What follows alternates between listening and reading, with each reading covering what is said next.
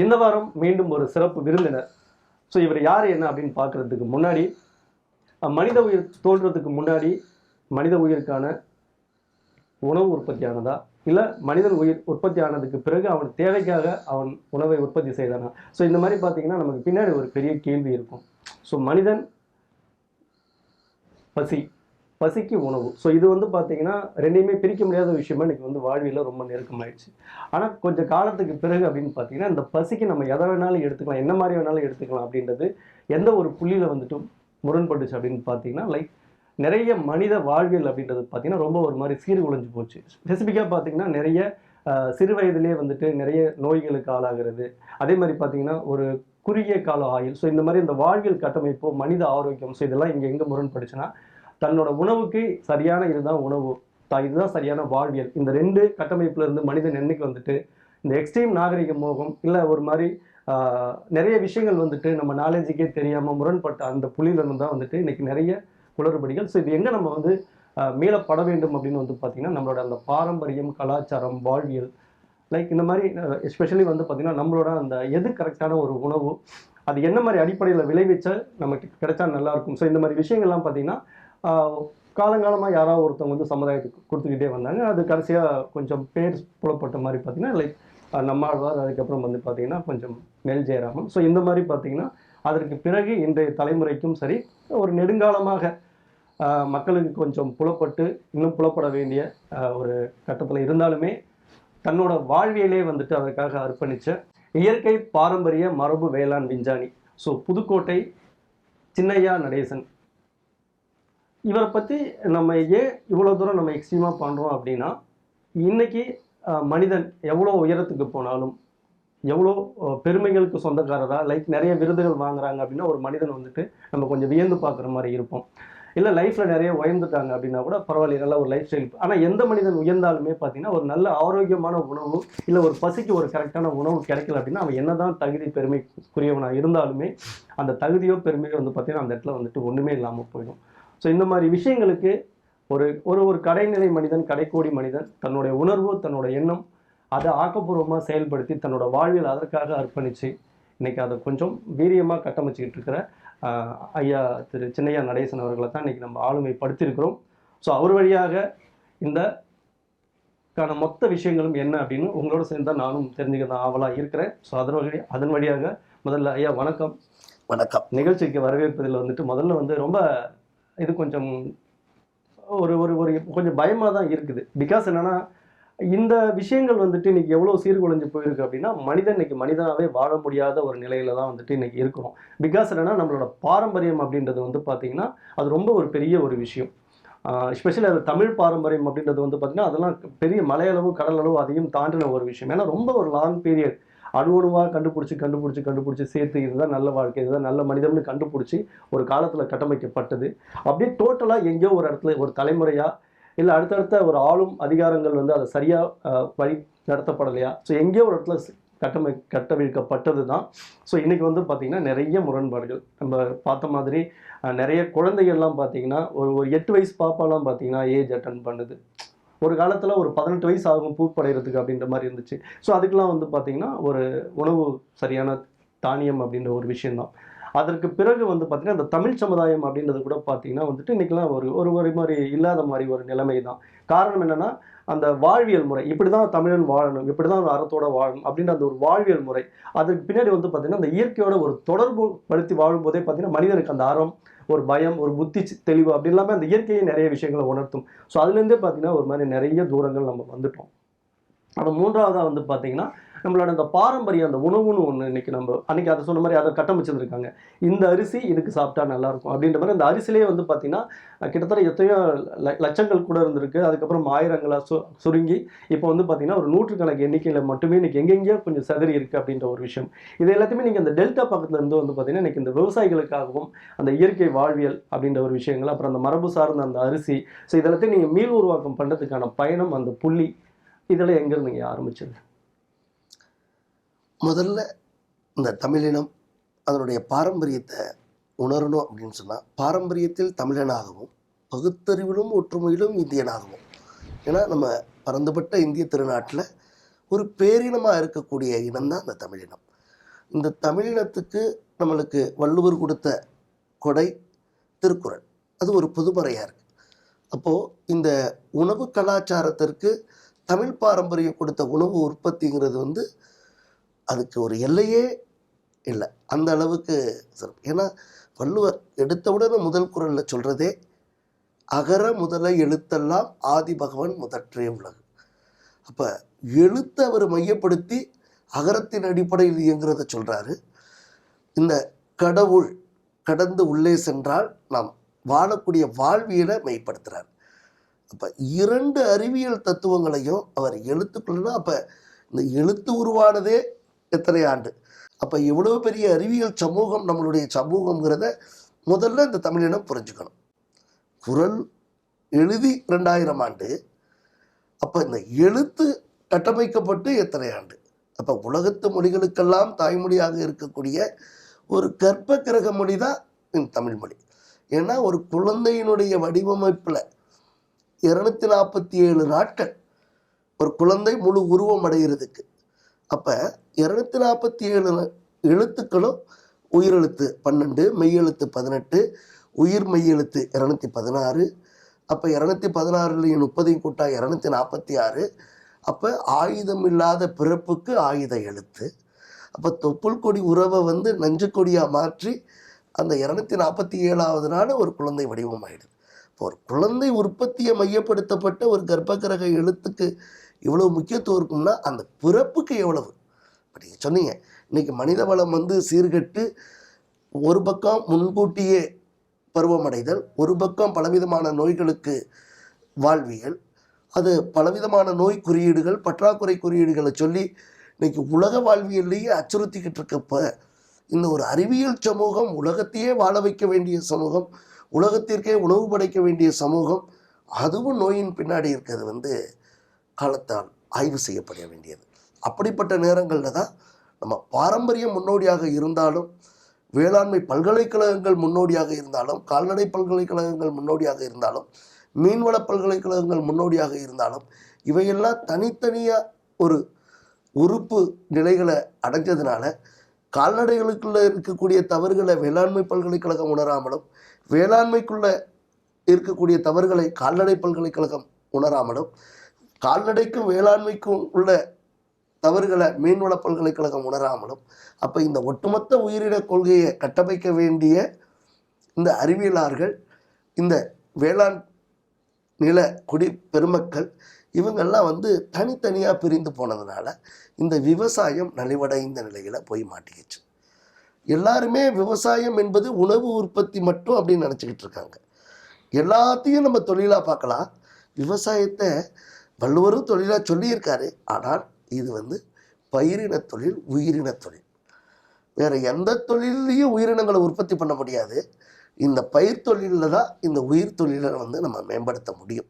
ஒரு மனிதனுடைய ஆஜானுபாகுவான ஒரு வலிமையான தோற்றத்திற்கு இந்த உடல் கட்டமைப்பு, உயிர் இந்த உடலுக்குள்ளே தான் தங்க போகுது. அதையும் அறிவியலுக்கு சொன்னவன் தமிழன் தான். அப்பேற்பட்ட உயிர் தங்கணும்னா இந்த உடல் கட்டமைப்பு ரொம்ப சிறப்பாக இருக்கணும். இந்த உடல் கட்டமைப்பு சிறப்பாக இருக்கணும்னா இந்த உலகத்துக்கே நிலத்தை வகைப்பாட்டியலில் வகைப்படுத்தி உயிரினங்களை வகைப்படுத்தி அதற்கெல்லாம் ஒரு அறிவியல் பல்கலைக்கழகங்களா, சிவாலயங்கள் தான் இந்த அறிவியல் பல்கலைக்கழகங்கள்ங்கிறத உலகுக்கு சொன்னான். உலகத்தில் எத்தனையோ இனங்கள் இருக்கலாம், எத்தனையோ மதங்கள் இருக்கலாம். ஆனால் அந்த மதங்களுக்கெல்லாம் மதமாச்சரியங்களுக்கெல்லாம் அப்பாற்பட்டு இருக்கக்கூடிய ஒரே இனம் இந்த தமிழினம். அந்த தமிழினத்தில் நம்மெல்லாம் பிறந்த பெருமைகளோடு இனிவரும் காலங்களை நம்ம எவ்வாறு வடிவமைக்கணும் அப்படிங்கிறதுல தான் நம்ம ஐயா நம்மாழ்வார் அவர்கள் ஒரு மிகப்பெரிய ஒரு தாக்கத்தை கொண்டுகிட்டு வந்தாங்க பாரம்பரியத்தில். எல்லாரும் ஒவ்வொருத்தரும் நம்மாழ்வாருக்கு முன்னோடி தான். முன்னோர்கள் எல்லாமே தமிழ் பாரம்பரியமும் முன்னோடி தான்.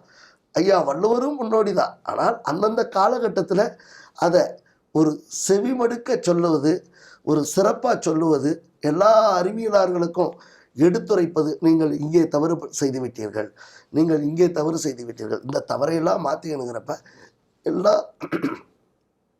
அறிஞர் பெருமக்களையும் நான் அன்போடு குறை சொல்லாமல் தவறுகளை மாற்றிக்கொள்வோம். நமது பாரம்பரியத்தை மீட்டெடுப்போம். நீங்கள் உணவு உற்பத்தியில் பின்தங்கி விடுவீர்கள், இந்த நாட்டில் உணவு பஞ்சம் வந்துவிடும் என்பதை முதலில் புறந்தள்ளி வையுங்கள். இந்த உணவு என்பது வயிற்றுக்காக, உற்பத்திக்காக, நம்ம வயிற்றில் போடக்கூடிய உணவை நஞ்சா போடக்கூடாது.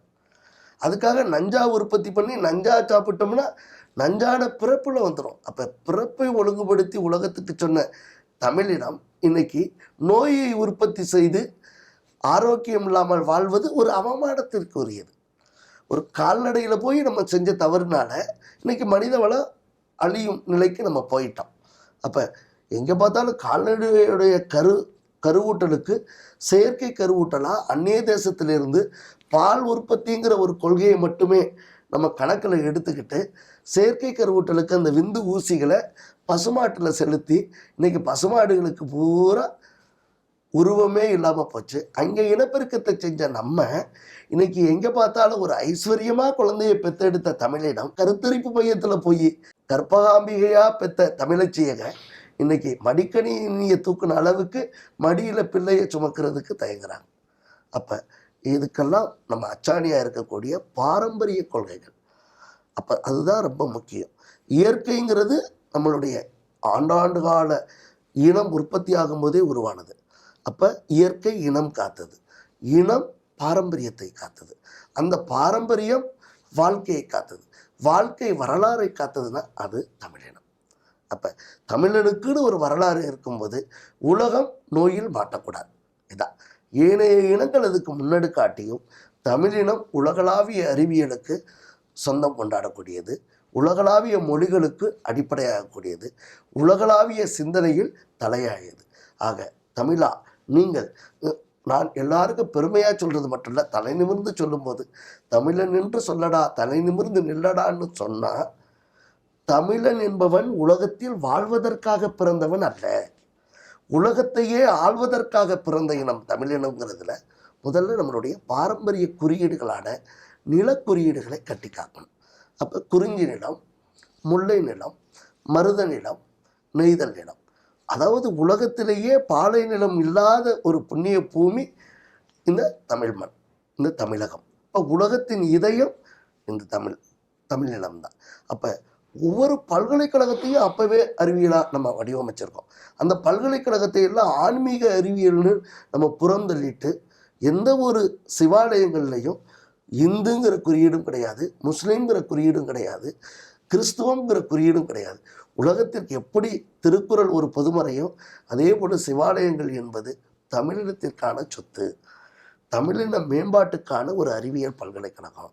அப்போ ஆகாய கொள்கைக்கான அறிவியல் பல்கலைக்கழகமாக சிதம்பரத்தை அவங்க அறிவித்தாங்க, அக்னிக்கான குறியீடாக திருவண்ணாமலையை அறிவித்தாங்க, காற்றிற்கான குறியீடாக காளகஸ்தியை அறிவிச்சுக்காங்க, நீரியலுக்கான அறிவியல் பல்கலைக்கழகமாக நம்ம திருவானைக்காவலை அறிவித்தாங்க, நிலத்திற்கான குறியீடாக காஞ்சிபுரம் மதுரையை அறிவித்தாங்க, அதிலே உலோகவியல் அறிவியல் கொள்கையாக நமக்கு தங்கத்திற்கான குறியீடாக நம்மளுடைய பொன்னம்பல சபையை சிதம்பரத்தை அறிவித்தாங்க, வெள்ளியம்பல குறியீடாக மதுரையை அறிவித்தாங்க, தாமிர சபை குறியீடாக திருநெல்வேலி தாமிரபரணி அறிவித்தாங்க, சித்திர சபையாக திருக்குற்றாலத்தை அறிவித்தாங்க. அப்போ மாணிக்க நம்ம ரத்தின இதாக திருவாலங்காடை அறிவித்தாங்க. அப்போ எல்லாத்துக்குமே உலகத்தினுடைய பல்கலைக்கழகங்கள் தோன்றுவதற்கு முன்னரே மொழி புலமையிலும் நாம் தான், கலை கலாச்சாரத்திலும் நாம் தான், அறிவியலிலும் நாம் தான், வான் சாஸ்திரத்திலும் நாம் தான், உணவு படைப்பதிலும் நாம் தான். என்ன தாவரம் பயிரினமாக இருக்கட்டும் உயிரினமாக இருக்கட்டும், தமிழ்னா அதுக்கு ஒரு தனி முத்திரை. இவ்வளோ பெரிய அறிவியல் உண்மைகளோடு வாழக்கூடிய நாம் இன்னைக்கு நஞ்சோடு ஒரு வேளாண்மை உற்பத்தியை புறம் தள்ளித்தான் ஆக வேண்டும். நான் அறிவியல் மேதாவிகளுக்கும் சொல்கின்றேன், அறிவியல் பட்டதாரிகளுக்கும் சொல்கின்றேன், அறிவியல் ஆளுமைகளான விஞ்ஞானிகளுக்கும் சொல்கின்றேன். நீங்கள் படித்த படிப்பிற்காக, நீங்கள் பல்கலைக்கழக ஏற்றக்கொண்ட துணைவேந்தர் பதவிக்காகவோ பேராசிரியர் பதவிக்காகவோ நீங்கள் கண்டுபிடிப்பாளர்கள் என்ற பதவிகளுக்காகவோ இந்த மக்களையோ மண்ணையோ மலடாக்காதீர்கள், நோய் குறியீடாக்காதீர்கள்.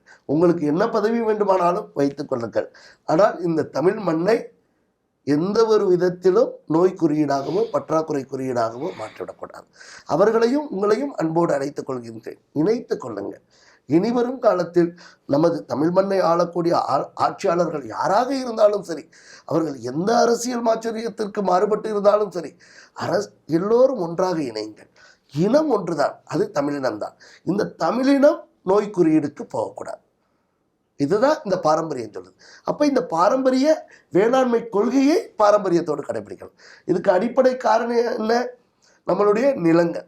அப்போ ஒவ்வொரு நிலமும் பாதுகாக்கப்படணும். குறிஞ்சி நிலம், அப்போ அது எந்த மலைத்தொடராக இருந்தாலும் சரி, நம்மளுடைய மண்ணில் இருக்கக்கூடிய மலைத்தொடர்களுக்கும் நேரடியாக மலைத்தொடர்களுக்கு நேரடியாக மூலாதாரம் எது? நெய்தல் நிலம்தான், அதாவது கடல் சார் பகுதிகள் தான். அப்போ கடல் சார் பகுதிகளில் மேகக்கூட்டங்கள் உருவாச்சுன்னா நேர தேடி போகிறது எங்கே? மலை குன்றுகளை தான். அப்போ அதற்கும் தான் திருமண பந்தங்கள். அப்போ அது நல்ல மழையை பொய்யும் பொழுதுதான் அங்கே உள்ள வனவிலங்குகளும் வன உயிரினங்களும் எச்சங்களும் மிச்சங்களும் அது கடத்தப்பட்டு அங்கே ஆறுகளாக நதிகளாக ஓடி வந்து அவை அணைக்கட்டுகளாக தடுத்து நிறுத்தப்பட்டு கொள்கலனிலிருந்து வாய்க்கால்கள் மூலமாக பகுத்தளிக்கப்பட்டு அது காவிரியாக இருக்கலாம், வைகையாக இருக்கலாம், தென்பெண்ணையாக இருக்கலாம், பாலாறாக இருக்கலாம். அத்துணை நதிகளிலும் வேளாண்மை கொள்கைகள் உயிர்ப்பித்து வேளாண்மை விளைச்சல்களை பெருகி அவையினுடைய எச்சங்களையும் மிச்சங்களையும் அந்த வடிநிலப் பகுதிகளில் எடுத்து சென்று கடலில் மறுபடியும் நெய்தல் நிலப்பகுதிகளில் முகத்துவாரங்களில் சேர்க்கும் பொழுது அங்கே இனப்பெருக்கம் நிலைநிறுத்தப்படுகிறது.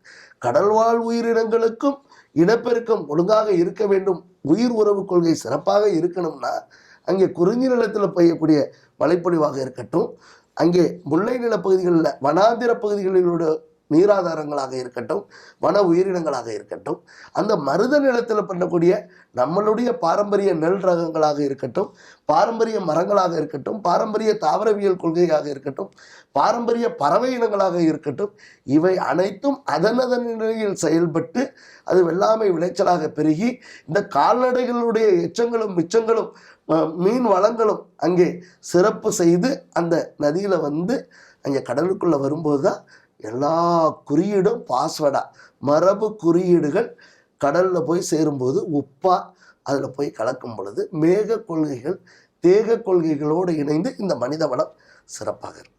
அதுதான் கலை கலாச்சார விழாக்கள். பருவகால சூழலுக்கு தகுந்த மாதிரி பருவகால வெள்ளாமை கொள்கை.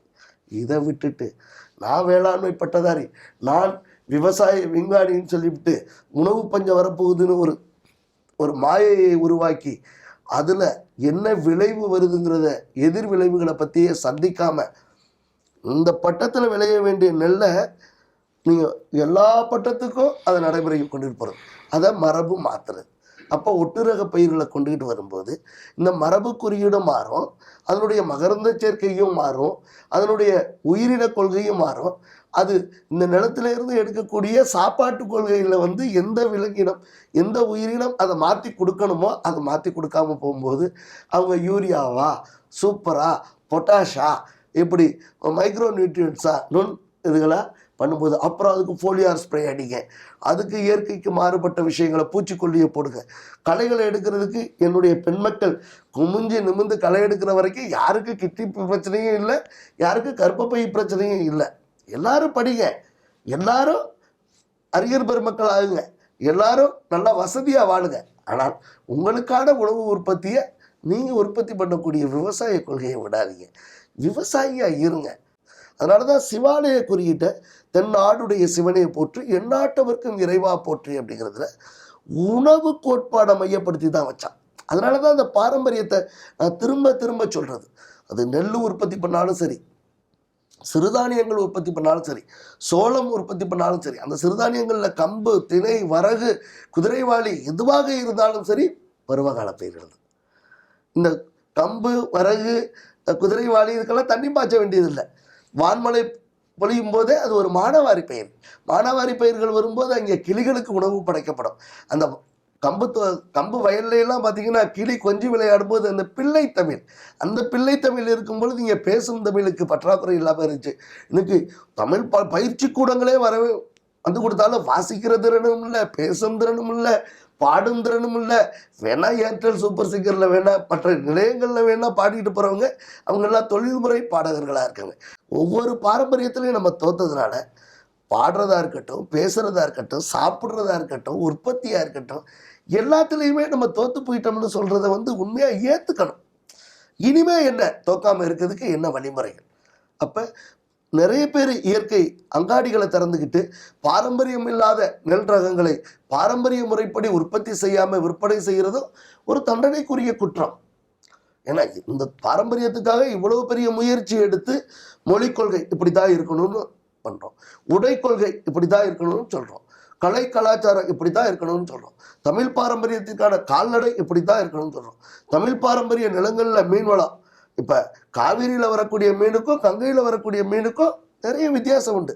அதனால தான் நதிநீர் இணைப்பு வந்து சாத்தியமில்லைன்னு நாங்கள் சொல்கிறோம். ஒரு இயற்கை பேரறிவோடு சொல்லும்போது என்ன உயிரின கொள்கை வெட்டுப்பட்டு போயிடும். உயிரின கொள்கை வெட்டுப்பட்டு போகும்போது ஒரு நதியிலிருந்து எவ்வளவு தூரம் உபரி நீர் கடலுக்கு எந்த பருவகாலத்தில் செல்லணுமோ அந்த பருவகாலத்தில் சென்றா தான் கடலுக்கான இனப்பெருக்க பேரறிவு இங்கே இருக்கும். இப்போ ஒரு வெறுமனே ஒரு பாரம்பரிய நெல்லுன்னு சொல்லிட்டு நம்ம போயிட முடியாது. பாரம்பரிய நெல்லுக்குள்ள என்னென்ன விஷயம் அடங்கியிருக்கு?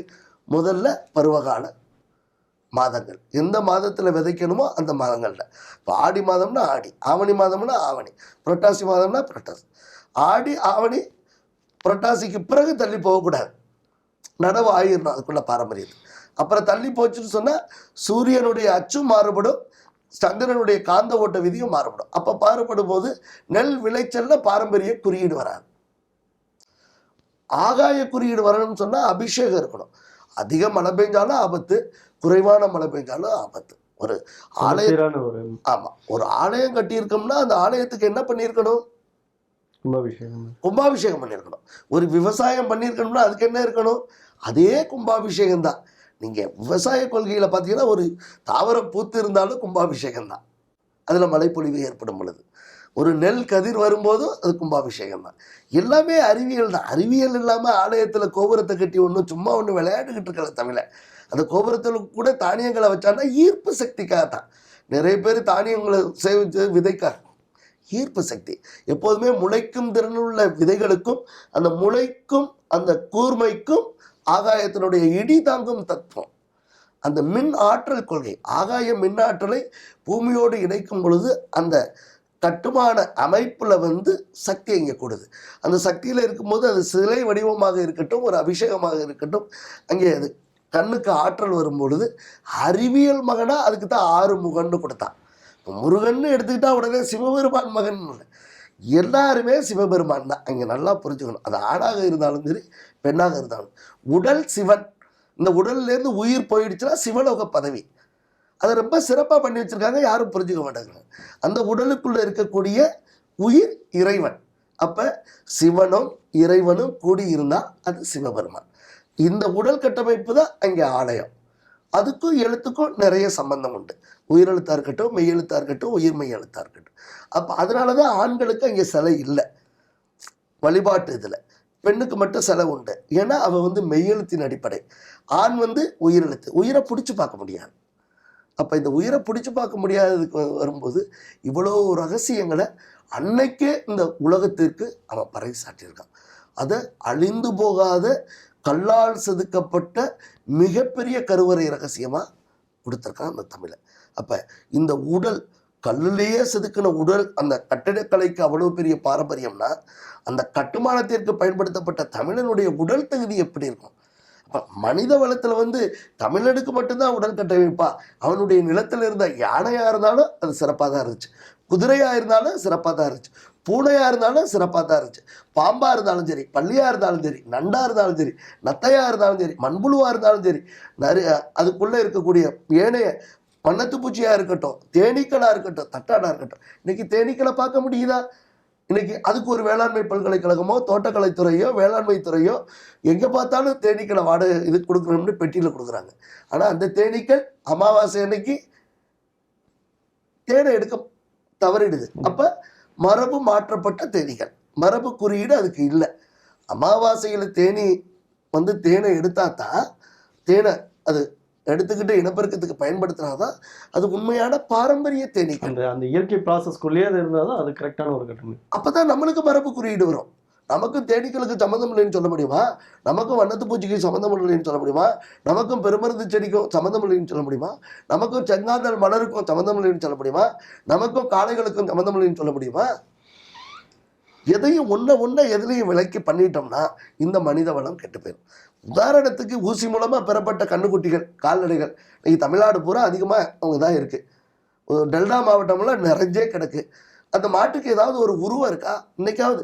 இதை என்னுடைய பேட்டியை நேரடியாக பார்க்கக்கூடிய என்னுடைய தமிழ் சொந்தங்களுக்கு நான் சொல்கிறதெல்லாம், உங்களுடைய மாடுகளை ஆய்வு செய்யுங்க. அந்த மாட்டுக்கு தொடை இருக்கான்னு பாருங்கள், கொம்பு இருக்கான்னு பாருங்கள், முகம் இருக்கான்னு பாருங்கள், கழுத்து இருக்கான்னு பாருங்கள். அதே ஒரு நாட்டு மாடு, காங்கேய மாடை எடுத்துக்கோங்க, ஒரு உம்பளச்சேரி எடுத்துக்கோங்க, புலிக்குளத்தை எடுத்துக்கோங்க, தேனி மலைமாடை எடுத்துக்கோங்க, புதுக்கோட்டை சிவப்பு எடுத்துக்கோங்க. இப்படி எக்கச்சக்கமான மாட்டு இனங்கள் இருக்கு. அதெல்லாம் அடுக்கிக்கிட்டே போகலாம். அந்த மாட்டுகளையும் இந்த மாட்டுகளையும் பாருங்க. எங்கேயாவது ஒரு மாட்டுக்கு இப்படி கொம்பு வளைஞ்சிருக்கும், ஒரு கொம்பு இப்படி இருக்கும். இல்லாட்டா ரெண்டு கொம்புமே, மாட்டு கொம்பு ஆகாயத்தை நோக்கி இருக்கணும், ஆகாய குறியீடு. அப்போ முகம் ஒரு மேய்ச்சல் குறியீடு, வயிறு ஈர்ப்பு சக்தி குறியீடு, பிறப்பு குறியீடு, தொடை பாதுகாப்பு குறியீடு. அன்னைக்கு மாட்டுல 33 கோடி தேவர்கள்னா உயிரினங்கள் இல்லையா? அப்போ எல்லாமே அறிவியல் பூர்வமாக எல்லாத்தையும் செம்மைப்படுத்தின நம்ம இன்னைக்கு கால்நடை வளர்த்தா அது பூரா ஊசி மாடு. கோழி வீட்டில் அடிக்கு, எந்த கோழிக்காவது கூவ தெரியுதா? பார்த்தா வெள்ளைக்கோழியை எங்கே பார்த்தாலும் நடைமுறைப்படுத்தி, வெள்ளைக்கோழி இருந்தால் இன்னைக்கு வீட்டில் விருந்து படைக்கக்கூடாதுன்னு ஒரு மிகப்பெரிய சட்டமே இருக்குது, மரபு வழி சட்டம். அதே போல் கிடாய்களுக்கு கசையடிக்கப்பட்டால் கோயிலில் வெட்டக்கூடாதுன்னே சட்டம் இருக்குது. அதே போல் கிடாய்களில் அந்த வண்ணம் மாறி இருந்தால் கூட வெட்டக்கூடாதுன்னு தூய கருப்பில் இவ்வளவு ஒரு அறிவியல் குறியீடை சமைப்படுத்தப்பட்ட தமிழ் பாரம்பரியத்தில் நான் உயிர் பலி மற்ற பலிகளெல்லாம் நான் அதில் தலையிட விரும்பலை. எல்லாமே ஒரு அறிவியல் பூர்வமானது.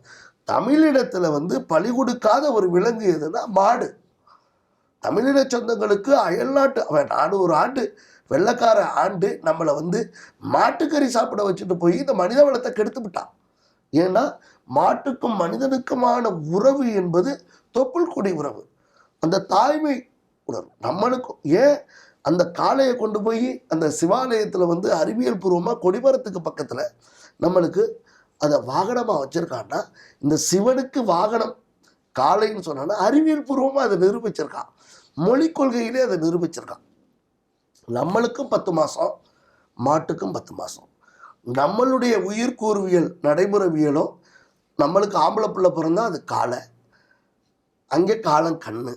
நம்மளுக்கு பொம்பளை பிள்ளை பிறந்தா அது கிடேரி, அதுவும் கிடேரி. அப்போ எல்லா உயிரின தத்துவத்திலையும் கற்ப கிரகத்தில் எல்லா விலங்கையும் தான் பிடிச்சி பார்த்தா. புளியை பிடிச்சி பார்த்தா வாழ்வியலில் ஒத்து வரல, யானையை பிடிச்சி பார்த்தா வாழ்வியலில் ஒத்து வரல, குதிரையை பிடிச்சி பார்த்தா வாழ்வியலில் ஒத்து வரல, மயிலை பிடிச்சி பார்த்தா ஒத்து வரல, பெருச்சாலியை பிடிச்சி பார்த்தா ஒத்து வரல, மூஞ்சிரை பிடிச்சி பார்த்தா ஒத்து வரல. ஆக நல்லபாம்பை பிடிச்சி பார்த்தா வாழ்வியலில் ஏதாவது ஒரு கட்டத்தில் முரண்பட்டோம். எல்லா அறிவியல் உண்மைகளும் இணைந்திருக்கும், ஆனால் ஒரு கட்டத்தில் வரும்போது முரண்பட்டோம். ஆனால் மாடு மட்டும்தான் மனிதனோடு இணைந்து வாழக்கூடிய வாழ்வியலில் மிகச்சிறப்பாக செயல்படுகிறது. அதுக்கு அடுத்தபடியாக கோழி இருந்தது. அப்போ ஒரு வீடு, ஒரு விவசாயியோட வீடுன்னு இருந்தால் அவசியம் மாடு இருக்கணும், அவசியம் கோழி இருக்கணும். இந்த கோழி தான் கூட்டு குடும்ப வாழ்வியலை சொல்லி கொடுத்தது. அதனால தான் தமிழ் பாரம்பரியத்தில் இந்த அறிவியல் மகன் 6 முகன்னு வச்சான். அந்த 6 முகனுக்கு alpha, beta, gamma, electron, proton, neutron. அந்த 6 முகத்தில் 12 கதிர்வீச்சு. அப்போ 6 முகம் இருந்தால் 12 கண்ணு இருக்கணும். அப்போ 12 ராசி. அப்போ உயிரெழுத்து 12, பகல் 12, இரவு 12, ஒரு ஆலயம் கட்டுனா மாமாங்கம் 12, அதில் அபிஷேகம் நடத்தினா 12 ஆண்டுக்கு ஒரு முறை. இந்த அறிவியல் மகன் இருக்கக்கூடிய நிலத்தின் பெயர் குறிஞ்சி. அந்த குறிஞ்சி நிலத்தினுடைய ஆதிக்க தாவரம் குறிஞ்சி. அந்த மலர் குறிஞ்சி மலர். குறிஞ்சி மலர் 12 ஆண்டுக்கு ஒரு முறை. அப்போ ஒரு உயிரணு தத்துவம், சூரியனுடைய ஆற்றலை பெறக்கூடிய வாழ்வியல் ரகசியம் எல்லாமே 12 12 12ன்னு உலகத்திற்கு மிகப்பெரிய அறிவியலை கொடுத்தவன் தமிழன். அப்போ இவ்வளோ பெரிய அறிவியல் உண்மைகளோடு நாம் வலம் வந்து கொண்டு இருக்கும் பொழுது, ஒரு கால்நடை தரமாக இருக்க வேண்டும் என்பதற்காக ஒரு வயல்வாழ் உயிரினங்கள் சிறப்பாக இருக்கணும், வன உயிரினங்கள் சிறப்பாக இருக்கணும், பயிரினம் சிறப்பாக இருக்கணும், எல்லா விதமான தாவரவியல் கொள்கையும் சிறப்பாக இருந்தால் தான் இந்த உயிரின கொள்கை சிறப்பாக இருக்கணும். பயிரினத்துக்கும் உயிரினத்துக்கும் நிறைய பேருக்கு வித்தியாசம் தெரியாது. பயிரினம் நிலைப்படுத்தப்பட்ட இடத்தில் பருவகாலத்தோட வளர்ந்து பயனளிக்கக்கூடியது. உயிரினம் என்பது பருவகாலங்களுக்கும் அப்பாற்பட்டு வாழ்வியலில் இடம்பெயர்ந்து பருவகால சூழ்நிலையில் இடம்பெயர்ந்து இனப்பெருக்கம் செய்யக்கூடியது. அப்போ இந்த பயிரினமும் உயிரினமும் செம்மைப்படுத்தப்பட்ட வாழ்வியலில் நம்மளுடைய பாரம்பரியத்தில் நம்மளுடைய உணவு உற்பத்திக்கான விவசாய கொள்கையில் விதைச்சு அதை வளர்த்து அறுவடை செய்யப்படும் போது இத்தனை காரணிகளும் ஒன்றாக இணைந்து, அதாவது இயற்கையோடு இணைந்த வாழ்வியலில் குறைவில்லாமல் அது விளைஞ்சாதான் அது பாரம்பரிய நெல். அப்போ என்ன இருக்கணும்? முதல்ல நீராதாரம் சிறப்பாக இருக்கணும், ரெண்டாவது நில ஆதாரம் சிறப்பாக இருக்கணும், மூன்றாவது விதை சிறப்பாக இருக்கணும், 4 பயிரினம் சிறப்பாக இருக்கணும், 5 உயிரினம் சிறப்பாக இருக்கணும், அதற்கு 6வது அதனுடைய கால சூழ்நிலை வாழ்வியல் செம்மையா அதற்கு தகுந்த மாதிரி என்னென்ன மாதிரி முறைகளை கையாளணுமோ அதில் இருக்கணும்.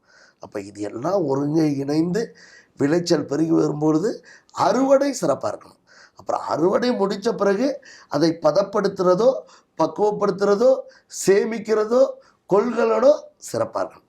இது எல்லாம் சேர்ந்து வரும் பொழுது அந்த பாரம்பரிய நெல்லுக்கான குறியீடு மறுபடியும் விதையாகத்தான் கிடைக்கும்.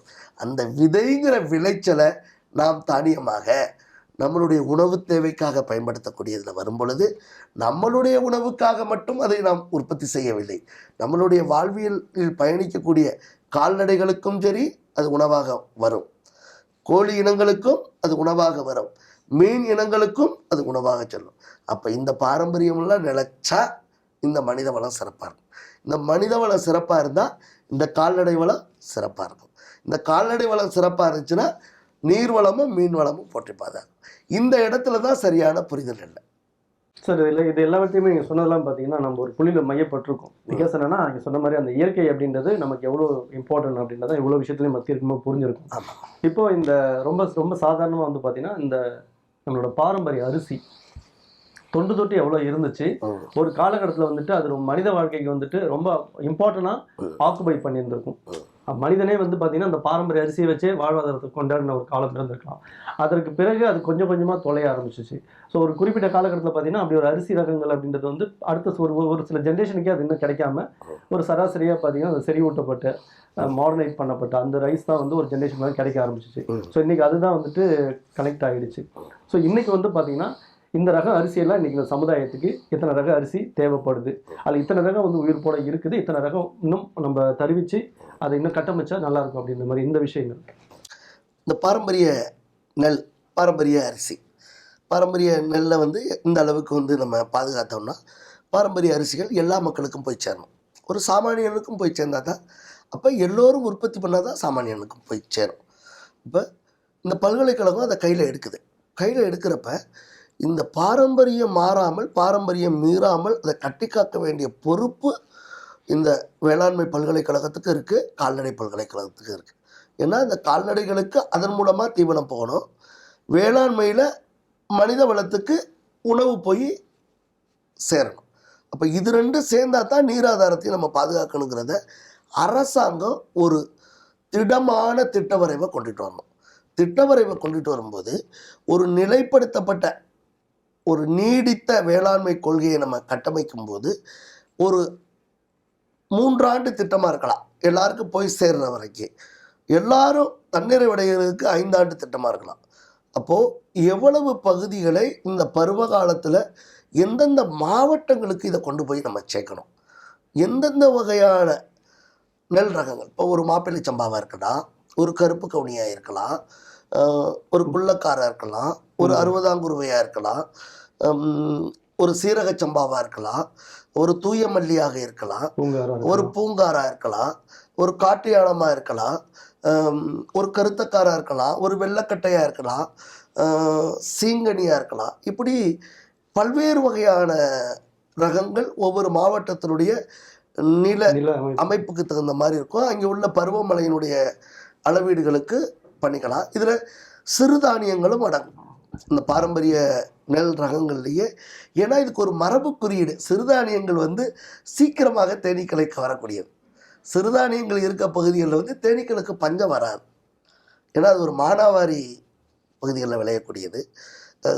சரியாக பருவத்துக்கு வரும்போது அதுக்கு பற்றாக்குறை இல்லாமல் நிறைவு செய்கிறதுக்கு தான் சிறுதானியங்களை மேட்டுப்பகுதிகள்லையும் நம்மளுடைய பாரம்பரிய நெல் ரகங்களை வந்து நஞ்சை நிலப்பகுதிகள்லையும் ஏனைய இரண்டும் கலந்த நிலப்பகுதிகள்லையும் பண்ணுறாங்க. இன்றைக்கி ஆழ்குழாய் கிணறு வச்சு பண்ணுறதுனால இந்த பாரம்பரியம் மீறாமல் பற்றாக்குறைக்கு பண்ணி வறட்சி இல்லாமல் அறுவடை செஞ்சிடலாம். அப்போ இதையெல்லாம் வந்து அரசு கவனத்தை எடுத்துக்கிட்டு நம்மளுடைய ஒரு பாரம்பரியத்தை மீட்டெடுக்கிறதுனால அதை ஒரு ஊக்கப்படுத்தி எல்லா விவசாயிகளுக்கும், எல்லாருக்கிட்டேயும் பணம் இருக்குது, பணம் இல்லாதவங்களும் இருக்காங்க, ஆனால் எல்லாத்தையும் நம்ம இலவசமாக கொண்டுக்கிட்டு போனோம்னா மானியம்ங்கிற பேரில் போகும்போது நிறைய குளறுபடிகள் நடக்குது. இந்த மானியமாக போக போக போக இந்த மானியம் இல்லாத தானிய விளைச்சலை கட்டமைக்கக்கூடிய ஒரு பேரினமாக வரணும்னு நான் தமிழினத்தை வேண்டிக்கிறேன். நீங்கள் நிறைய பேர் வந்து அரசாங்கம் கொடுக்குற மானியத்தை வந்து ஏன் நீங்கள் தடுக்கிறீங்கன்னு கேட்பீங்க. அரசாங்கம் மானியத்தை கொடுக்கறத விட்டுட்டு நல்ல நீராதாரங்களை கட்டமைச்சு கொடுக்கலாம், நல்ல விதைகளை ஒழுங்குபடுத்தி கொடுக்கலாம். ஏன்னா இந்த நடைமுறை வாழ்வியலுக்கு வரும்போது அப்புறமும் அரசாங்கம் விதையை கொடுக்கக்கூடாது. ஒரு 3 ஆண்டுகள் விதை பரவலாக்களுக்கு கொடுக்கலாம். இன்னும் சிறப்பாக சொல்லணும்னா இந்த விதைகளில் குளறுபட வராமல் இந்த பல்கலைக்கழகங்களை வந்து கண்காணிக்கணும். பெரும்பாலான பல்கலைக்கழகங்களுடைய நிலப்பரப்புகளில் பூரா தப்பாக செய்கிறாங்க. அவங்க அதை முதல்ல முறைப்படுத்தியிருக்காங்களாங்கிறத ஒழுங்குபடுத்தணும். வேளாண் விஞ்ஞானிகளை கண்காணிக்கணும். அவங்க அயல்நாட்டுக்கு கைக்கூலிகளாக இருக்காங்களாங்கிறத ரொம்ப முறைப்படுத்தி வச்சுக்கணும். அதே போல் ஒரு விதை சான்றுகளோ ஒரு விதை பரவலாக்கல் பண்ணும்போதோ அமைச்சர் பெருமக்களை ஏமாத்துறாங்களான்னு பார்க்கணும். ஏன்னா அமைச்சர் பெருமக்கள் பெரும்பாலும் வேளாண்மை பட்டதாரிகளாகவோ அதில் ஒரு பெரிய தெளிவு பெற்றவர்களாகவோ இருக்க மாட்டாங்க, மக்கள் பிரதிநிதியாக இருப்பாங்க. ஆனால் அவங்கக்கிட்ட வந்து ஒரு வெளிநாட்டு விஞ்ஞானிகள் வந்து உள்நாட்டு விஞ்ஞானிகளோட கைகோர்த்துக்கிட்டு இந்த தவறுகளை செஞ்சதுனால தான் இவ்வளவு விளைவுகள். அப்போ இந்த நெல் ரகங்களை நம்ம பாதுகாக்கிறதுக்கு அரசாங்கம் பல்கலைக்கழகங்களை ஒழுங்குபடுத்திட்டு விஞ்ஞானிகள் கையில் கொடுக்காம அரசாங்கம் பொதுமக்களுடைய உறுப்பினர்கள் நல்ல இப்போ எங்களை போன்ற விஞ்ஞானிகள் இருப்பாங்க, இல்லை எங்களை போன்ற பொதுவெளி ஆர்வலர்கள் இருப்பாங்க, அவங்களையெல்லாம் அங்கங்கே அந்தந்த மாவட்டத்துக்கு ஒரு கட்டமைச்சுக்கிட்டு ஒரு முதல் 3 ஆண்டுக்கு அரசாங்கமே செலவு செய்து நல்ல உன்னிப்பாக கவனித்து பண்ணினோம்னா இதில் வந்து பாரம்பரியத்தை மட்டும் மீட்டெடுக்கல, பாரம்பரிய உணவு உற்பத்தியில் நம்ம தன்னிறைவாயிடும். தன்னிறைவாகும்போது பருவகால சூழ்நிலைகளும் சிறப்பாக தக்க வச்சுக்கலாம், உயிரினங்களை தக்க வச்சுக்கலாம். இன்னைக்கு பல நோய்களுக்கு காரணம்னு நீங்கள் கேட்டீங்க. நண்டு குறைய நரம்பு மண்டலம் பாதிக்கும், நத்தை குறைய மூளையினுடைய வளம் பாதிக்கும். இதில் ஒரு சின்ன சுருக்கமாக சொல்கிறேன். இன்றைய பள்ளி மாணவர்களில் 6ஆம் வகுப்புலேருந்து 12ஆம் வகுப்பு ஒரு மாவட்டத்திற்கு 1,25,000 இளம் மாணவர்கள் இந்த மரபு வழி தாக்குதலால் பாதிக்கப்பட்டிருக்கிறார்கள். மூளை வளர்ச்சி குறைபாடால் இருக்கிறார்கள். இவர்களுக்கு வந்து தசைப்பிடிப்பு நோயும் இருக்கிறது, நரம்பு வலிப்பு நோயும் இருக்கிறது, மூளை குளறுபாடும் இருக்கிறது, செவித்திறன் குறைபாடும் இருக்கிறது, கண்ணொளி ஆற்றலும் உள்வாங்கும் ஆற்றலும், மனப்பாட சக்தியும் குறைவாக, ஞாபக சக்தியும் அற்றுப்போயிருக்கிறது. இப்படி பல்வேறு வகையான குளறுபடிகள். அதேபோல் தமிழினம் சிறப்பாக இருக்க வேண்டுமென்றால் இந்த பாரம்பரிய நெல் அரிசி ரகங்களை பாதுகாக்க வேண்டுமென்றாலும் இந்த தமிழினத்தினுடைய அடிப்படை கொள்கை என்னன்னா, இந்த பாரம்பரியத்தை காக்கிறதுக்கு இவங்களுடைய மரபணு ரொம்ப முக்கியம். இந்த மரபு வழி தாக்குதலில் இந்த சாராய கொள்கைகளும் நாம் முற்றிலுமாக நீக்கிறேன். இதை அன்பு கூர்ந்து சொல்கிறேன், அரசியலாக நான் சொல்லவில்லை. இந்த மதுபான ஆலைகளையும் மதுபான விடுதிகளையும் மதுபான விற்பனை நிலையங்களையும் நாம் முற்றிலுமாக நீக்கிவிட்டு இந்த மண் உலகத்தின் இதயம், உலகத்தின் அறிவியல் மண்ணின இது இல்லாட்டினா உலகத்திலேயே நம்ம தலை சிறந்து வாழ்வதற்கு சிறப்பாக இருக்கும். ஏன்னா இன்னைக்கு விவசாயத்தில் ஈடுபடக்கூடிய இளைஞர்களுக்கு வந்து நரம்புல தெம்பு இல்லை, எலும்புல வலிமை இல்லை, உடல் கட்டமைப்பு இல்லை. இந்த உடல் கட்டமைப்பெல்லாம் இல்லாததுக்கு காரணம் பாரம்பரிய உணவுகள் ஒரு பக்கம் இருந்தாலும் அன்றாடம் அவர்கள் பகல் 12 மணியிலிருந்து இரவு 10 மணி வரைக்கும் இந்த மதுபான ஆலைகளிலேயே, மதுபான விடுதிகளிலேயே, மதுபான விற்பனை நிலையங்களிலேயே மண்டி கிடந்து பிறப்பு அற்று போய்விட்டார்கள். இவர்களுடைய இளைஞர்களுடைய வேலை வாய்ப்பும் ஏனைய துறைகளிலும் முரண்பட்டு இருக்கிறது. இரவு நேர பணிகளுக்கு செல்லக்கூடிய இளைஞர்களுக்கு பிறப்பும் ரொம்ப அற்புதமாகி விடுகிறது. இதையெல்லாம் நம்ம கணக்கில் கொஞ்சம் எடுத்துக்கிட்டு அரசாங்கம் நீர் ஆதாரத்தை பிறப்பு அற்புதமா இருக்குன்னு சொல்றீங்களா? அது கூட அர்த்தம் அவங்களுக்கு வந்து பிறப்பற்று போனதுனால ஒருத்தருக்கு ஒரு குழந்தை பெற்றுக்கிட்டா அவன் ஒரு பெரிய இதா பாக்குறான். அவங்க அவங்க வந்து ஒரு குழந்தைய பெற்றுக்கிறதே பெரிய பெரிய பெரிய அற்புதமா நினைக்கிறான். பிறப்பு அற்பமாகி போச்சு. அதுக்கு அப்படியே பிறப்பு அற்பமாகி அவனுக்கு பிறப்பு பிறந்துட்டா பெரிய அற்புதமாக. அப்போ இவ்வளவு விஷயத்தையும் நம்ம உள்நோக்கி பார்க்கும்போது இதுல எல்லாம் நம்ம செம்மைப்படுத்த வேண்டிய நிலைக்கு வந்து விட்டோம்.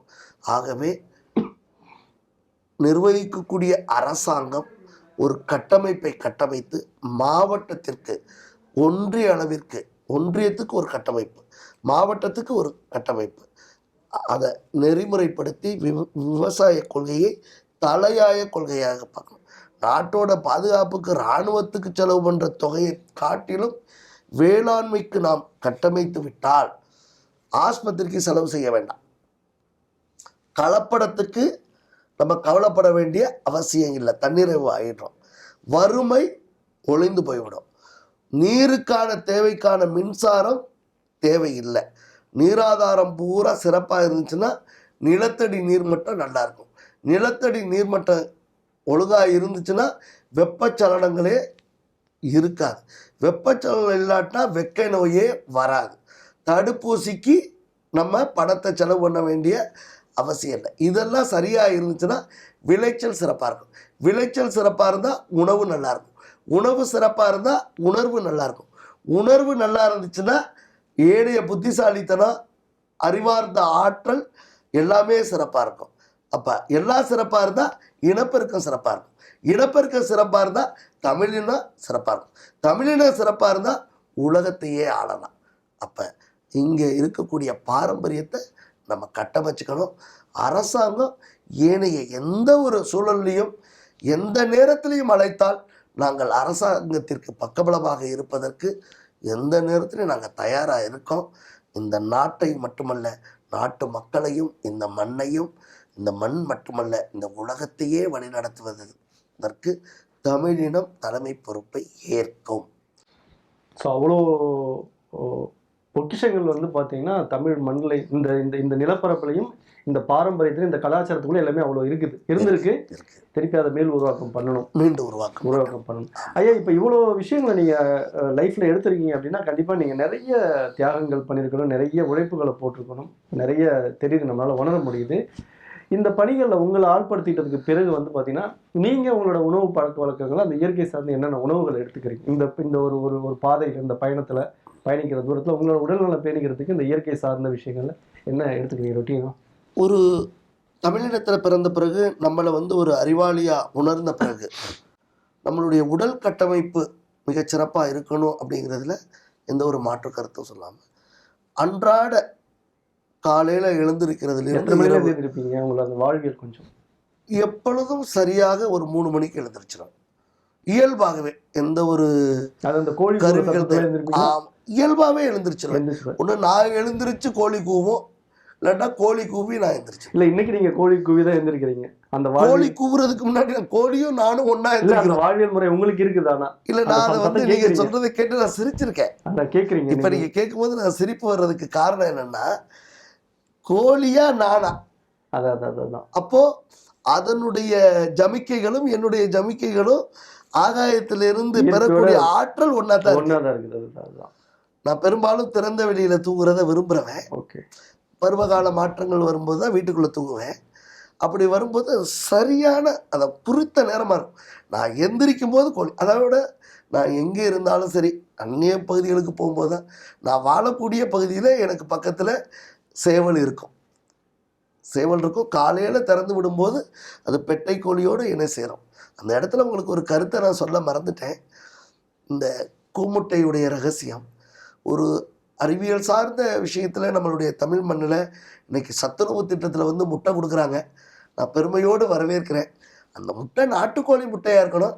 நாட்டுக்கோழி முட்டையாக இருந்தாலும் சேவலோடு இணைந்த முட்டையாக இருக்கணும். பொதுவாக பறவை இனங்கள் வந்து ஆண் பறவை சேராமலே முட்டை போடும். இது இயல்பான விஷயம். இது எந்த பெட்டை சேவலோட சேரலையோ அந்த முட்டை வந்து அடையில வச்சாலும் குஞ்சு பொரிக்காது. அந்த முட்டைக்கு பேரு கூமுட்டை. பொதுவா இப்போ நாமக்கல் வந்து உலகத்தின் முட்டை உற்பத்தியின் மையம். ஆனால் இந்த கால்நடை பல்கலைக்கழகங்களோ கால்நடை ஆராய்ச்சியாளர்கள் செஞ்ச பெரிய தவறு இந்த மனித வளத்தை கூமுட்டையாக மாற்றியதுதான். வெள்ளைக்கோழி ஒரு பக்கம் மாமிசத்துக்காக வளர்த்தாலும் அதே வெள்ளைக்கோழி இனத்துல வந்து முட்டைக்காகவும் லேயர் எக்ஸ் அப்படின்னு சொல்லக்கூடிய பண்றாங்க. அது சேவலோட சேர்றதில்லை, சூரிய ஒளியும் படுறதில்லை. ஒரு பண்ணை கூடாரம் அமைத்து ஒரு 3க்கு 3 ஒரு அறையில தான், 3க்கு 3 4க்கு 4 ஒரு அறையில தான் அது இல்லை உணவு, அதுக்கு செறிவூட்டப்பட்ட உணவுகள் கொடுத்து முட்டை எடுக்கிறாங்க. இந்த முட்டை சத்துணவு திட்டத்துக்கு போகுது. சத்துணவு திட்டத்துக்கு போகும்போது அந்த முட்டையில வந்து உயிரணு இருக்காது. பாக்கி மஞ்சள் தாது இருக்கும், பாக்கி தாதுக்கள்லாம் இருக்கும். உயிரணு இருந்தால் தான் அது முட்டை கருவூட்டலுக்கு ஆகும். அப்போ நாட்டுக்கோழியில சேவல் சேருது, அந்த முட்டையில வந்து உயிரணு இருக்கு. அப்போ அந்த மரபு இனப்பெருக்க ஆற்றலை வழி நடத்திக்கிட்டே இருக்கும் உணவு சங்கிலியில. என்ன எந்த ஒரு உணவுக்கும் உணர்வு ரொம்ப அவசியம். அப்போ இந்த முட்டையில சேவல் சேராததுனால அந்த உயிரணு தத்துவம் அங்கே இல்லாததுனால உணர்வு கடத்தப்படாது.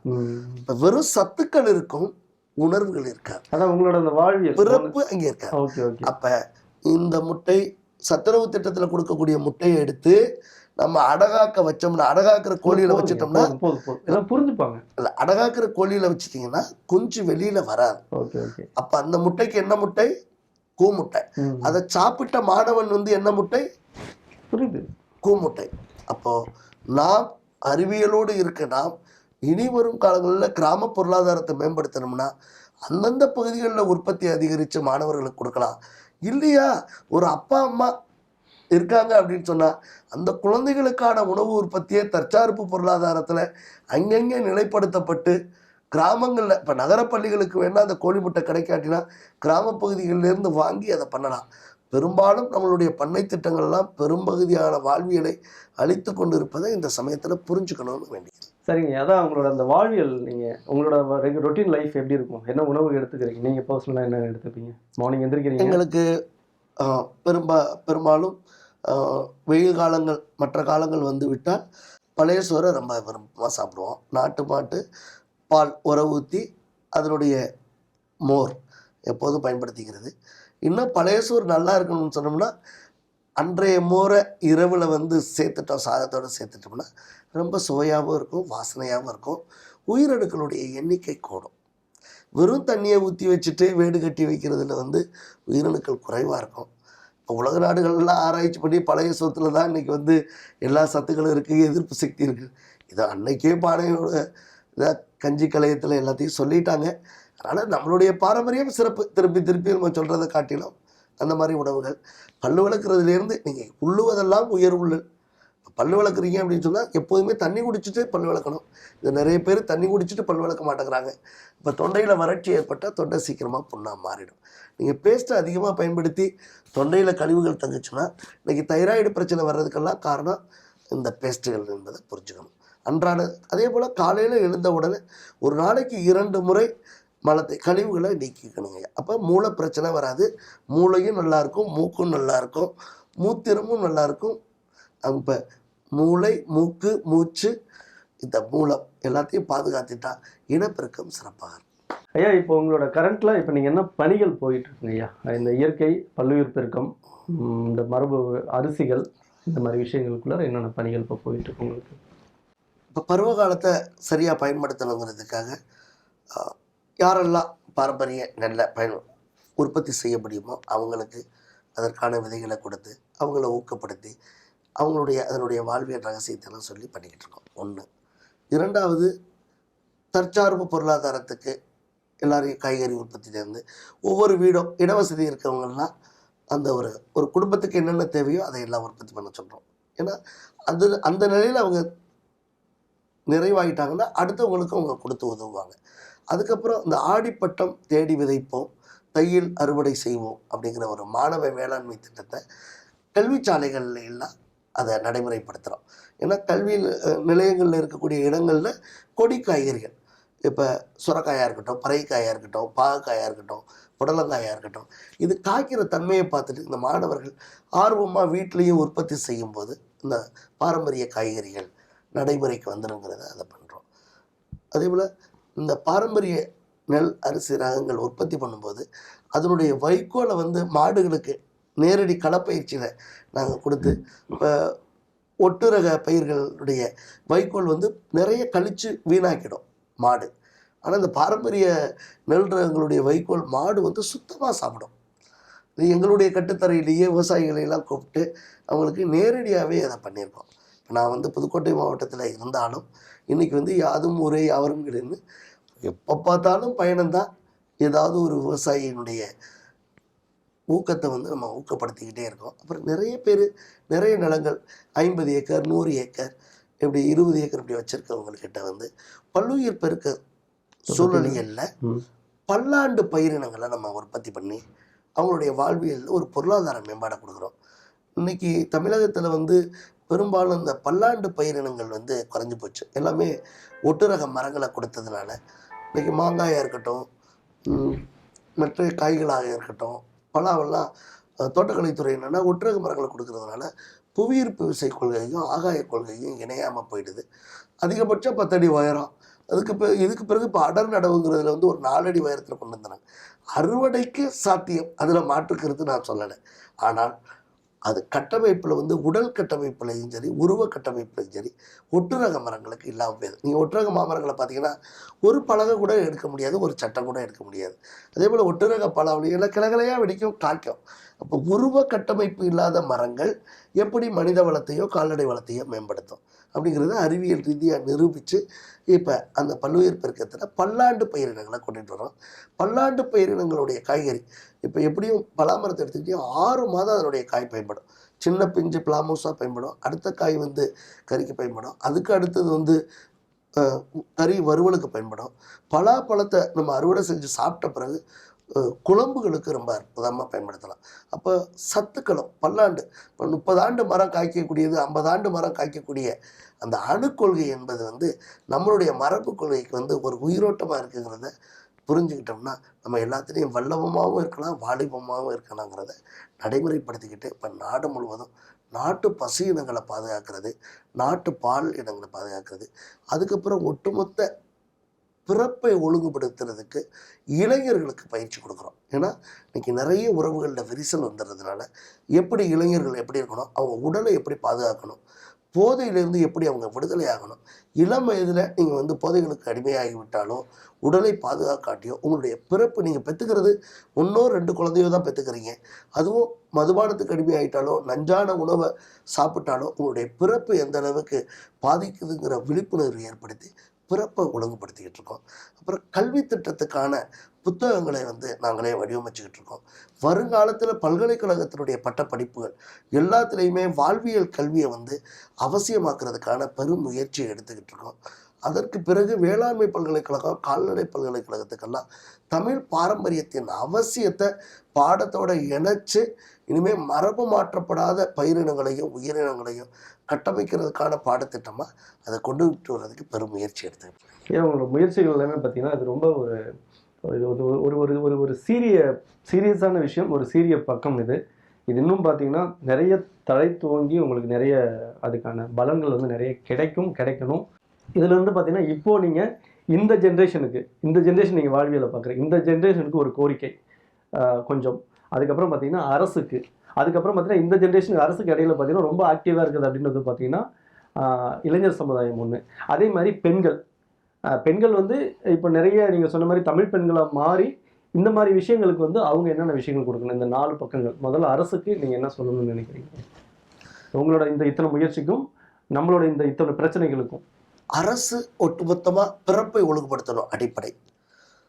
அடிப்படை நீராதார கொள்கையையும் வாழ்வாதார கொள்கைகளையும் மேம்படுத்தி விவசாயிகளை எப்படி பாதுகாக்கிறது, வெறும் மானியமாக கொடுக்கறத காட்டிலும் அவங்கள எப்படி நம்ம கட்டமைச்சு ஒரு 3 ஆண்டுகள் மிகப்பெரிய ஒரு போர்க்கால அடிப்படை உதவிகள் அப்படிங்கிறது மாதிரி நம்ம போனோம்னா தான் எல்லாத்தையும் இளைஞர்களையெல்லாம் வடிவமைச்சுக்கிட்டு ஒட்டுமொத்த பல்கலைக்கழக மாணவர்களை வந்து ஒட்டுமொத்தமாக வேளாண்மைக்கு ஒரு 3 ஆண்டுகள் எப்படி அவங்களுடைய பாடத்திட்டம் முக்கியமோ அதே போல் இந்த விவசாயம் முக்கியங்கிறத கொண்டு வந்துட்டோம்னா மிகப்பெரிய மாற்றத்தை நம்ம கொண்டுகிட்டு வந்துடலாம். இது அரசாங்கத்துக்கான விஷயம். நீராதாரத்தை பாதுகாத்து, வாழ்வாதாரத்தை பாதுகாத்து, கால்நடையை பாதுகாத்து, மீன் வளத்தை பாதுகாத்து, ஒட்டுமொத்த வன வாழ்வியல் கடல் சூழலியலை நம்ம மாணவ சமூகத்தோட, ஏன்னா அவன் தான் அடுத்த இனப்பெருக்கத்துக்கு தயாராக இருக்கவன், ஏற்கனவே நம்மளுடைய விவசாயிகள். அப்போ இவங்களை எல்லாரையும் ஒன்று சேர்த்துட்டோம்னு சொன்னோம்னா ஒட்டுமொத்த விழிப்புணர்வு ரொம்ப சிறப்பாக இருக்கும். அவங்கள தனித்தனியாக பிரித்து பார்க்காம ஒரு கூட்டு முயற்சியாக செய்யணும். இதில் அரசாங்கத்தில் இருக்க ஆளுமை மிக்க ஒரு சட்டமன்ற உறுப்பினர்களாக இருக்கட்டும், பாராளுமன்ற உறுப்பினர்களாக இருக்கட்டும், ஏனைய பஞ்சாயத்து ராஜ்யத்தினுடைய உறுப்பினர்களாக இருக்கட்டும், அரசு அதிகாரிகளும் இணைஞ்சு செயல்படணும். ஆராய்ச்சி நிலையங்களும் இதுக்கு உறுதுணையாக இருக்கணும். இது அரசாங்கத்தோட வேலை. இளைஞர்களுடைய பங்களிப்பு, என்னுடைய மண், என்னுடைய மக்கள், என்னுடைய வாழ்வியல், என்னுடைய சந்ததி. நம்ம ஒரு பறவை கூட பறக்கும்போது எச்சத்திலேயே விதைய விதைக்குது. அது எச்சமாகவும் இருக்கலாம், மிச்சமாகவும் இருக்கலாம், அச்சம் மட்டும்தான் இருக்கக்கூடாது. அப்போ நம்ம இளைஞர்கள் அந்த அச்சத்தை தூக்கி எறிஞ்சிட்டு நம்மளுடைய மண்ணை காக்கிறதுக்கு எல்லாரும் ஒட்டுமொத்தமாக முன் வரணும். விஞ்ஞானிகளுக்கு வைக்கிற கோரிக்கை, நீங்கள் தவறு செய்திருந்தாலும் தவறை மறந்துட்டு இனிமே உணவு பஞ்சங்கிற திரும்ப திரும்ப அந்த வார்த்தையை சொல்லாமல் எல்லாரும் ஒன்றிணைந்து செயல்படுவோம். அதனால் உங்களுடைய பதவிகளுக்கு ஆபத்து இல்லைங்கிறத புரிஞ்சுக்கிட்டு எல்லாருடைய இணக்கமாக செயல்படுங்கன்னு அவங்களுக்கு கோரிக்கை வைக்கிறோம். இப்போ அரசாங்கத்துக்கு வச்சுட்டோம், இளைஞர்களுக்கு வச்சுட்டோம், விஞ்ஞானிகள் ஏனைய துறைகளுக்கு வச்சுட்டோம். இப்போ நம்ம வைக்க வேண்டியது, செயல்பட வேண்டியது என்னன்னா, எல்லாரும், எல்லா விவசாய பெருங்குடி மக்கள், நீங்கள் ஆலயங்கள் 1000 கட்டி ஆலய வழிபாடு 1000 செய்கிறத காட்டிலும் உலகத்திலேயே உண்மையான இறைவன் எங்கே இருக்காருன்னா அவர் விவசாயத்துக்குள்ளே தான் இருக்கார்.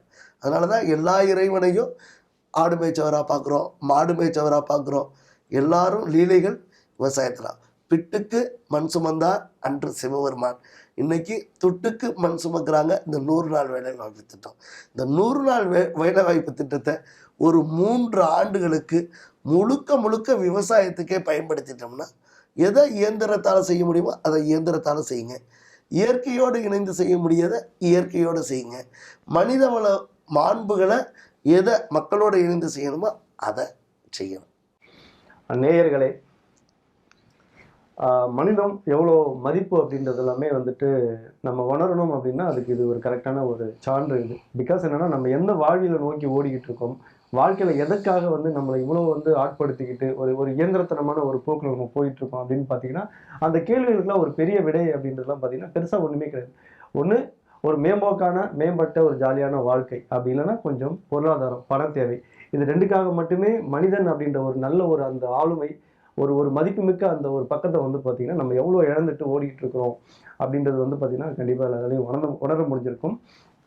இதுக்கு எல்லாத்துக்குமே பார்த்தீங்கன்னா நம்ம ரொம்ப சாதாரணமாக ஒரு 2 ஸ்பீச் கொடுத்தலாம் இதெல்லாம் சொல்லிட முடியாது. அதுக்கு ஒரு வாழ்வியல் சான்றாக உழன்று அதுக்கான சூழல்கள், அதுக்கான கட்டமைப்புகளில் அவங்க உழன்று அந்த வலியோடையும் அந்த வேதனையோடையும் அந்த கொடுத்தது தான் உங்களுக்கு கிடைச்ச ஒரு பெரிய ஒரு பொக்கிஷம். ஸோ இது எல்லாரோட வாழ்வியலையும் கண்டிப்பாக அவர் சொல்கிறது நிறைய விஷயங்கள் உங்களுக்கு உணர முடியுது. உணர்ந்துட்டாலே போதும், எங்கேயோ உள்ள ஒரு சின்ன ஒரு ஃபீல், அந்த சின்ன ஒரு வலி உங்களுக்கு வந்துட்டாலே போதும், ஆட்டோமேட்டிக்காக அதுக்கான பலன் உங்களுக்கு கிடைக்கும் அப்படின்றது எங்களோட நம்பிக்கை. நம்புகிறோம். பிகாஸ் இது எங்களுக்கானதல்ல, உங்களுக்கானதல்ல, நம்ம எல்லாருக்குமானது தான். நல்ல உணவு, நல்ல மனிதம், நல்ல உலகச் சூழல், இது மட்டுமே தான் இங்கே தேவை. இதை கட்டமைக்க தான் இன்றைக்கி இவங்கெல்லாம் போராடிக்கிட்டு இருக்கிறாங்க. கட்டமைக்க வேண்டிய ஆளுமைகள், அரசாளுமை அவங்களோட கவனத்துக்கு இவங்க இன்னும் கிடைச்சா நல்லா இருக்குன்னு சொல்லி அதுக்கும் சேர்ந்து போராடுறாங்க அப்படின்றதான் இங்கே இருக்கிற கொஞ்சம் வேதனையான விஷயம். ஸோ அதனால் அரசுக்கும் இவங்களோட கவனம் திரும்பணும் அப்படின்னா நீங்கள் இவங்க கூட கொஞ்சம் பலப்பட்டீங்க அப்படின்னா உங்களோட வாழ்க்கையும் நல்லாயிருக்கும். இந்த விஷயம் அரசு கவனத்துக்கு போச்சுன்னா அரசு மூலியமாக இதை திரும்பும்போது என்னன்னா ஒரு அதிகாரத்தின் பக்கத்துலேருந்து பார்த்தீங்கன்னா இதுக்கு இன்னும் ஒரு பவர்ஃபுல்லான ஒரு மாற்றம் கூடிய விரைவில் கிடைச்சா நல்லாயிருக்கும் அப்படின்றது தான் இந்த நிகழ்ச்சியின் நம்ம ஒரு மறக்க முடியாத பக்கமும் கூட. ஸோ இவ்வளோ விஷயங்களை உங்களுக்காக தொகுத்து தன்னோட வாழ்க்கையை அர்ப்பணித்து இன்னும் போராடிக்கிட்டு இருக்கு இவர மாதிரி நிறைய களப்பணியாளர்கள், அவருக்கு உன்னுதாரணமாக இருக்கிற திரு சின்னையா நடேசன் அவர்கள் உங்கள் ஆளுமைகள் பக்கங்களை உங்களுக்கு பகிர்ந்திருக்கிறார். இவை எல்லாவற்றையுமே நீங்கள் உயிர் மூச்சாக எடுத்துக்கொண்டு நல்ல ஒரு மனித சமுதாயத்தையும் நல்ல ஒரு உலகச் சூழலையும் கட்டமைக்க வேண்டும் என்று இந்த நிகழ்ச்சியின் வழியாக நாங்களும் வேண்டுகோளாக வைக்கின்றோம். வேண்டுகோள் மட்டுமே எங்களால் முடிந்த ஒரு விஷயம், கோரிக்கையும் கூட. ஐயா, அவங்களோட நீண்ட தூரம் அந்த வாழ்வியல் பயணமாக இருக்கட்டும், அவங்களோட நிறைய வழிகள் நிறைந்த அந்த பக்கங்கள் இருக்குது, எல்லாத்தையுமே எங்களால் நிறையவே உணர முடிஞ்சிச்சு. ஸோ இது வந்து நிறைய மாற்றங்கள் வேணும். ஏன்னா வேணும் அப்படின்றத நிறைய விஷயங்கள் பார்த்தீங்கன்னா இன்னும் மாற்றமே இல்லாமல் தான் இருக்கணும், போராடிக்கிட்டே இருக்குமே தவிர ஒரு கலங்கரை விளக்கு மாதிரியான ஒரு விஷயம் கிடைக்கவே இல்லை தான். கண்டிப்பாக இந்த நிகழ்ச்சி வந்து ஏதோ ஒரு வகையில் வந்து ஒரு ஊன்றுகோலாகவும் ஒரு தூண்டுகோலாகவும் இருக்கும் அப்படின்றத வந்துட்டு எல்லோரும் சந்தேகம் கிடையாது. மேலும் உங்களோட பயணங்கள் வந்து வெற்றி பயணமாக அமையணும். அது எங்களோட வாழ்த்துக்களும் எண்ணங்களும் ஐயா. இன்னும் நீங்கள் கடைசியாக எதனா சொல்லணும் அப்படின்னா நேயர்களுக்காக சொல்லலாம். அனைத்து நேயர்களுக்கும் ஒரு பாரம்பரியத்தின் திறவுகோலாய் உங்களுக்கு மனம் திறந்துள்ளேன். இந்த வாய்ப்பை நாம் அனைவரும் பயன்படுத்தி கொண்டு இயற்கையின் வழியாய் இந்தியாவின் ஒளியாய் நாமெல்லாம் ஒரு இயற்கை இந்தியாவை கட்டமைப்பதன் மூலமாக உலக பாரம்பரியத்தின் தலைமை மகனாக, தமிழ் மகனாக என்றும் நாம் இருப்போம். அதுதான் இந்த தமிழ் பாரம்பரியத்தின் வழித்தேடல்களும் விழித்தேடல்களும். உயிருள்ளவரை அது உன்னதமான தமிழன் என்கின்ற தலை சிறந்த மாண்பாக இருக்கும் என்பதை உங்களுக்கு சொல்கின்றேன். ஆகவே நாமே ஆளுமையாக, நாமே மாற்றம் கண்டு நம்முடைய ஆளுமைகள் மூலமாக நம்மளுடைய சந்ததியினை கட்டமைப்போம். வாருங்கள் இயற்கை இந்தியாவிற்கு. நன்றி. நிகழ்ச்சியில் பங்கெடுத்த ஐயா உங்களுக்கு நிகழ்ச்சியின் சார்பாகவும் நேயர்கள் சார்பாகவும் நன்றிங்க ஐயா. உங்கள் மூலமாக மக்களை சந்தித்தமைக்கு நன்றிகள். வாருங்கள் ஒன்றினை.